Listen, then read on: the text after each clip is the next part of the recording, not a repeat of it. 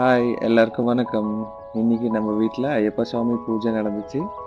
சுவாமிக்கு நெய்வேத்தியமா இன்னைக்கு நம்ம படைச்சது கேரளால இருக்க சபரிமலை சுவாமி டெம்பிள்ல இருக்க ஃபேமஸான அரவணா பாயசம் தான் இன்னைக்கு பண்ணது. வாங்க எப்படி பண்றதுன்னு பார்க்கலாம். ரெட் ரைஸ் 1 கேஜி எடுத்துக்கோங்க. அதை நல்லா 4 to 5 டைம்ஸ் நல்லா வாஷ் பண்ணிக்கோங்க. அப்புறம் குக்கர்ல இல்லைன்னா வந்துட்டு ஒரு பாத்திரத்துல போட்டு அதை நல்லா பாயில் ஆகிற வரைக்கும் விடுங்க. அப்புறம் ஒரு ஆஃப் தேங்காய் மூடி எடுத்து சின்ன சின்னதாக சாப்ஸ் பண்ணிட்டு அதை ஒரு நெய்யில் நல்லா கோல்டன் ப்ரௌனாக ஃப்ரை பண்ணிக்கோங்க. அதுக்கப்புறம் அதே மாதிரி முந்திரி கூட ஃப்ரை பண்ணிக்கோங்க.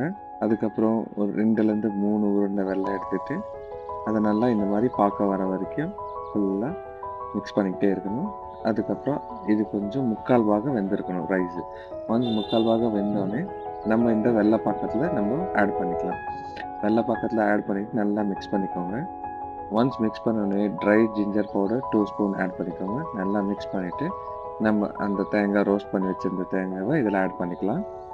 அதுக்கப்புறம் முந்திரி ஆட் பண்ணிக்கலாம்.